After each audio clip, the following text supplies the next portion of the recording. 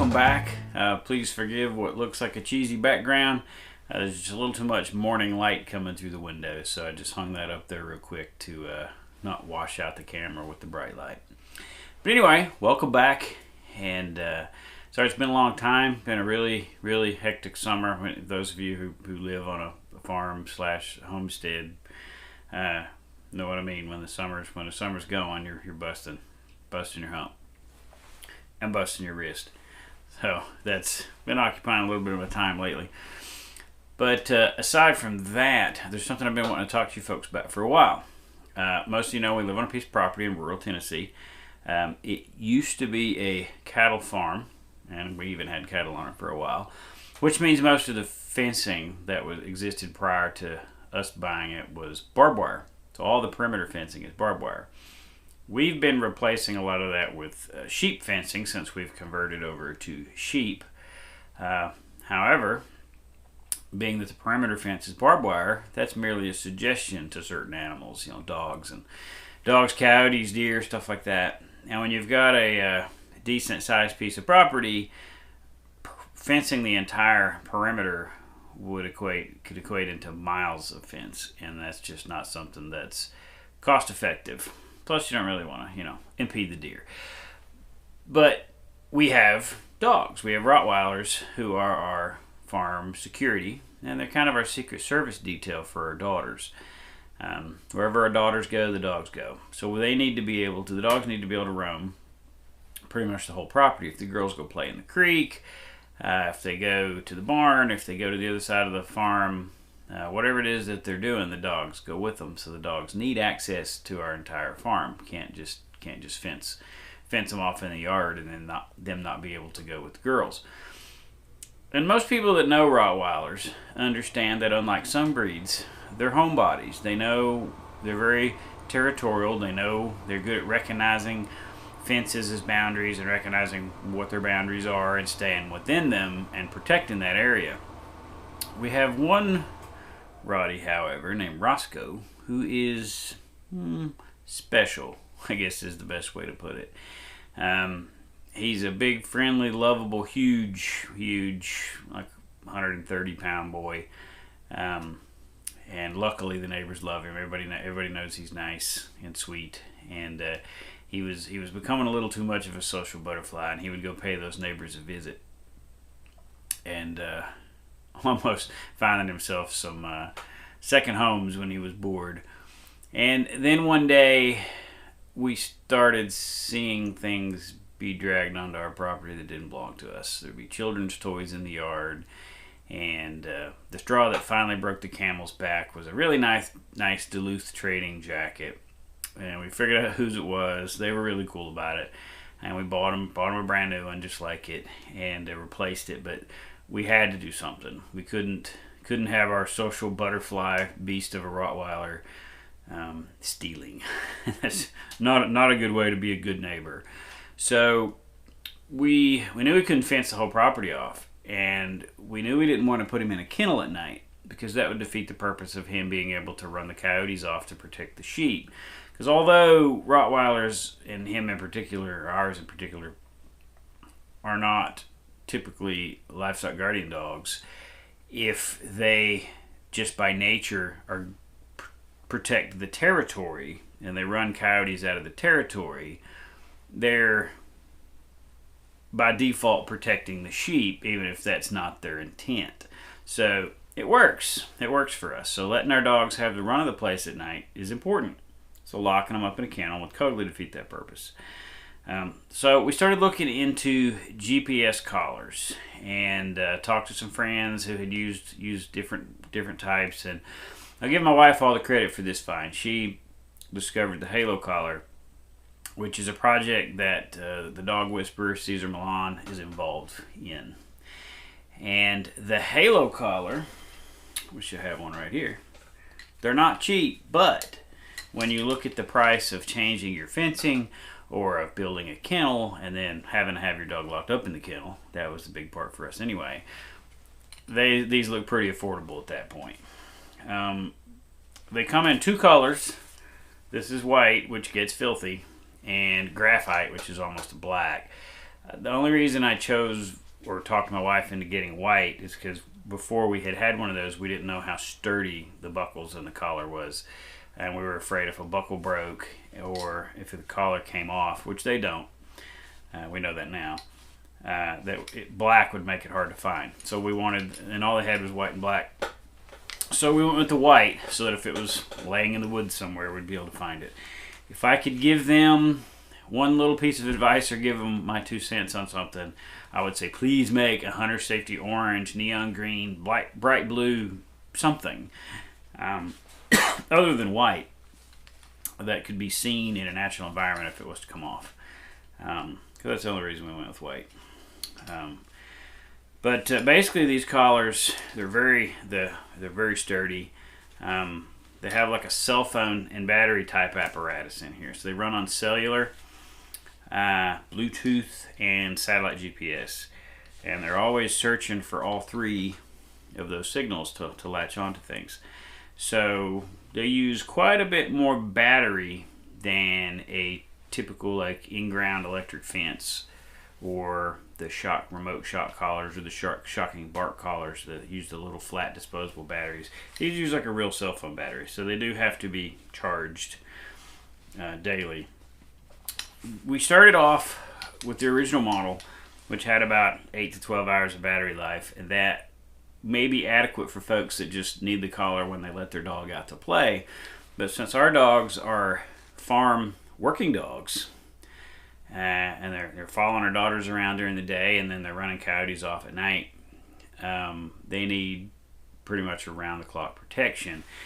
They came out with a Halo 2.0 Plus, which is what this one is, that has 21 hours of battery life, which is more than enough. Because when it's dinner time, all the dogs, of course, the dog's always going to be home for dinner, right?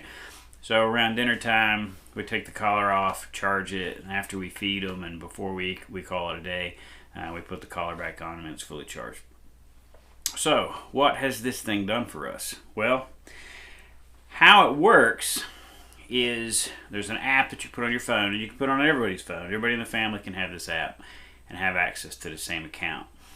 And you can build GPS-based fences using fence posts that are virtual. And you can either just go on the map that's on your phone and you can pinpoint where you want the fence post, and you put a post here and a post here, and it automatically draws a straight line in between. If you need to go around an object, put another post here, it'll draw it that way. Or you can go out in the real world. So I went for a ride around the property on an ATV, and if you got the app and the collar, you can mark where you want your post basically with the collar position right there in real time, and it's supposed to be a lot more accurate of a GPS position. So I essentially gave the dogs the full run of the entire farm, but I carved out inside the chicken, ducks, and sheep paddocks because Rottweilers are just like us. They view chickens, ducks, and sheep as food, and you can't blame them. They're delicious. So and they're not livestock guardian dogs. So we've got him blocked out of that area, but he can get all around it so that he can keep coyotes away. So once you establish your GPS-based fence, you can look on the app and you can see exactly where your dog is at all time, like this. You can see Roscoe's shining face, smiling face right there. The blue shaded area is where he's allowed to be. Outside of that is the no-go zone. So part of this, what you're seeing here, for example, that's where the sheep, chickens, and ducks are. And if he goes beyond, or when he approaches a boundary, the boundary that you've established with your virtual fence post and the line it draws in between, when he approaches that line, it'll give a warning. And you will get notification of a warning. You get a notification to your phone through the app, and you can look at the app and you can see where the warning took place, so you know exactly where the trouble spot is. You see one exclamation point like this if it's just a hey, don't go there, kind of a vibratory pulse is kind of the warning it gives. And if he gets too close and actually crosses the boundary, it'll give him a shock. And that's where you see the 3 exclamation points like this. and that also sends a notification to your phone, and it shows up on the map where you can see exactly where the trouble spot is. What we quickly found was within a week or so, Roscoe was trained. He learned not to cross the boundary anymore. He got out of his bad habits of roaming, and he stayed within our borders. And we honestly stopped putting the collar on him. We hung on to it, but it just wasn't needed. It did its purpose with training him. And there are other training functions that the collar has as well. You may see, if I can get a good view here, there's a little speaker on the bottom of the collar, or on the top of the collar. So it would be like this, talking at him that way. That you can do certain training things, and you can give reassurances through your app. You can say "good boy" through the app, literally. And there's also a call home function where if you've got them trained to that whistle to come home, they can be way out of range of you. And because it's connected to cellular and everything else, if you hit, come home, it'll whistle through that speaker and the dog comes home. Theoretically, we've not done that. But that is one of the training features. And they have a robust online kind of training program to help you with your dogs. And that's part of the program that Cesar Milan is definitely involved in. It's something we've kind of always meant to do, but it's not really been necessary for us.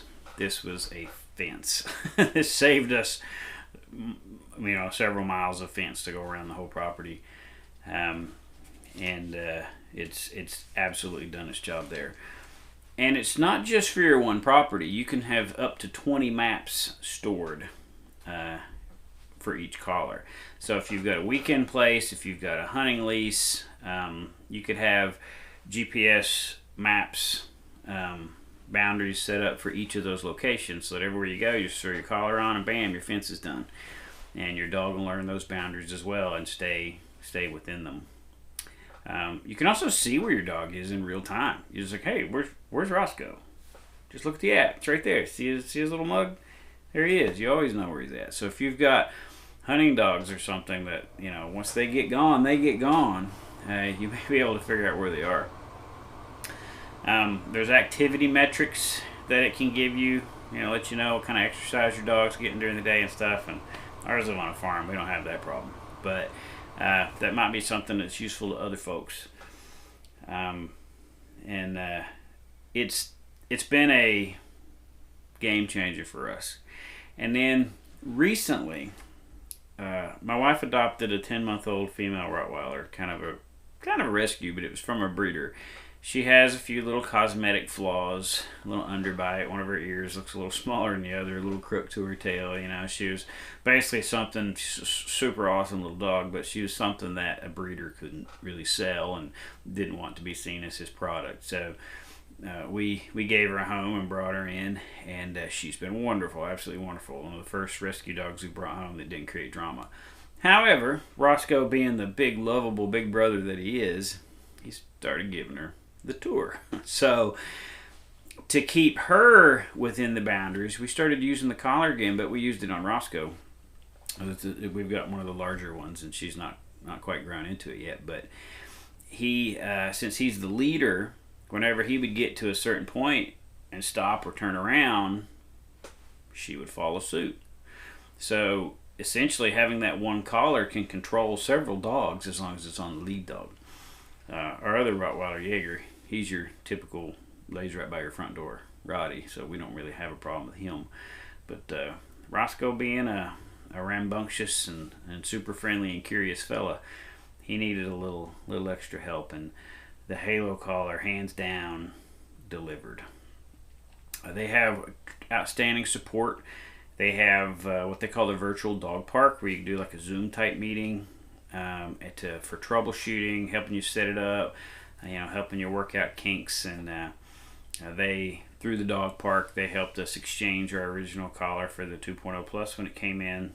Once we explained our situation, being on the farm and needing the battery life, they were all about helping us out and getting what we needed. So it's not just a product you're buying; you're kind of buying into their service. Their whole business model is all about service, and it's fantastic. We can't recommend them enough. If there's other folks out there that have used a halo collar or something similar, put your experiences in the remarks. It's good that folks can learn as much as they can before they, because it is quite an investment to get one of these. But like I said, it's less investment than building a kennel or refencing your entire property.